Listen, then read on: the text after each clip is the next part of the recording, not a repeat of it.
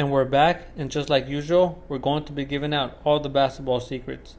In this video, we're going to be learning how we can raise your awareness and your IQ in order to set better screens.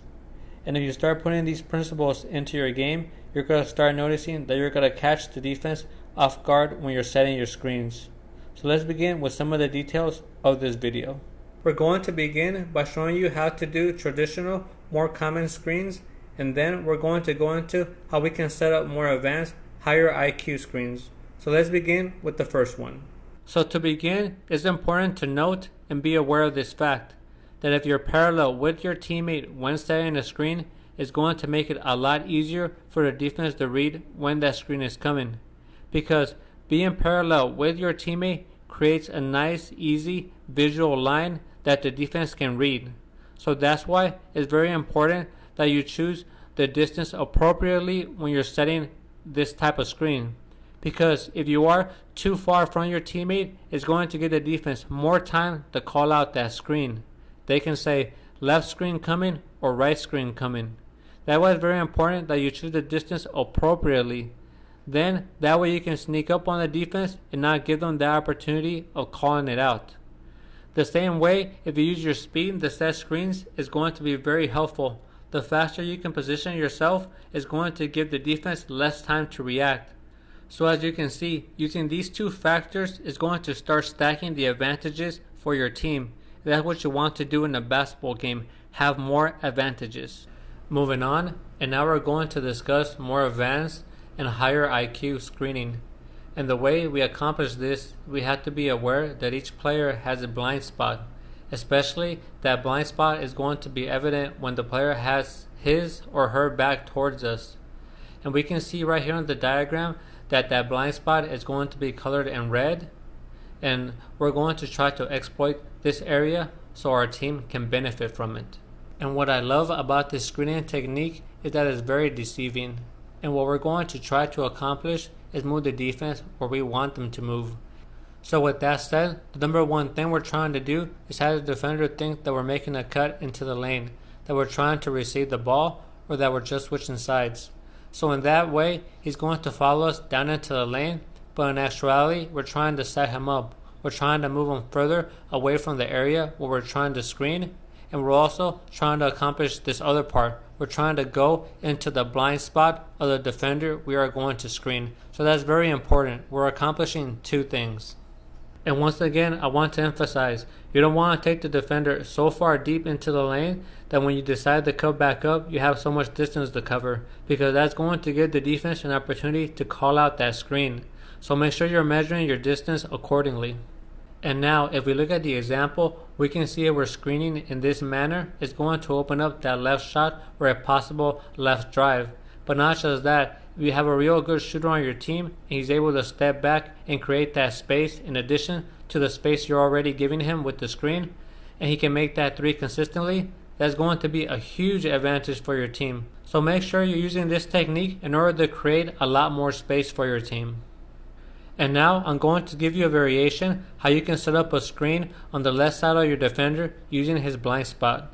What we're going to try to do is have your defender move this time further deep into the lane with you. And the beauty of this is you're going to line up to your defender's back, and when you're in that point, you're going to come straight up and then set that screen on the left side. And it's going to be as if you appeared out of thin air, and that's the beauty of it.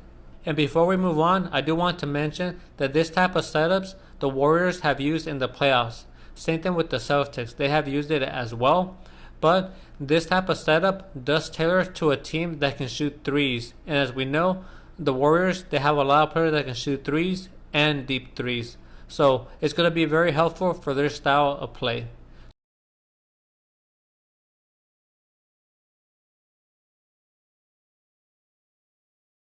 So without further ado, let's get right back into it.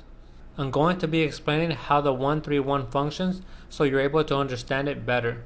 So we're going to have one player at the bottom with the ball. He's going to be the guy looking for the open man. When he spots that open man, he's going to pass the ball to that player. Then we're going to have the three. These three players are going to be screening for each other and making sure one of them gets free in order to get that shot up or for the drive. And also we're going to have the one up top in the corner, and the job of this player is going to be to stretch the floor to open up the spacing so the team has good amount of spacing in order to create different opportunities. And I want to further explain that this type of setup creates a lot of spacing. As you can see with the blue area, that's a lot of open space. So if there's an opportunity to cut, somebody can cut down the middle, or somebody can do a back cut like the player up top, and then he can get an easy shot. So that player with the ball has to be aware and be looking for those opportunities. Not just that, but if the shot clock is running down, that player with the ball can take that player one-on-one, and he has lots of room to operate. So as you can tell, this spacing is not a coincidence, it's by design. So make sure you're utilizing good spacing when you're playing on your basketball team. Now, like we mentioned, the design of this set is going to be that the three players that are together screen for each other to open up a shot for a teammate or a drive. So as you can tell, that top player, he's going to pull that defender inside the lane, then he's going to do that V cut coming up on that player's blind side and set a screen. Then your lower player of the three, he's going to move up and also screen his defender. So what that's going to allow is that middle player to be freed up and maybe take a step to the side or a step back at an angle where he's going to have two players in front of him screening for him. And then those three yellow defenders are going to be blocked in by those two screeners. So as you can see, that's the beauty of it.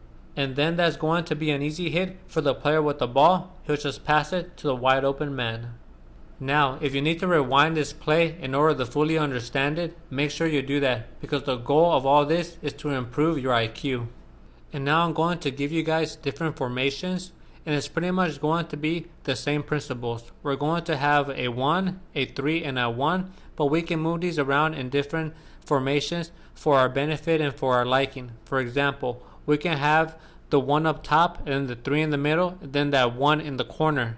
Or we can have a 1, 1, 3, or we can have a 3, 1, 1. And it's all going to be the same. Just make sure you keep the structure and the principles the same, and you can run this set in different formations. Next, let's take a look at a screening set that the Celtics have used during the playoffs. When I seen this one, I really like how they ran it. It provides at least 3 options. So let's take a look to see how it works.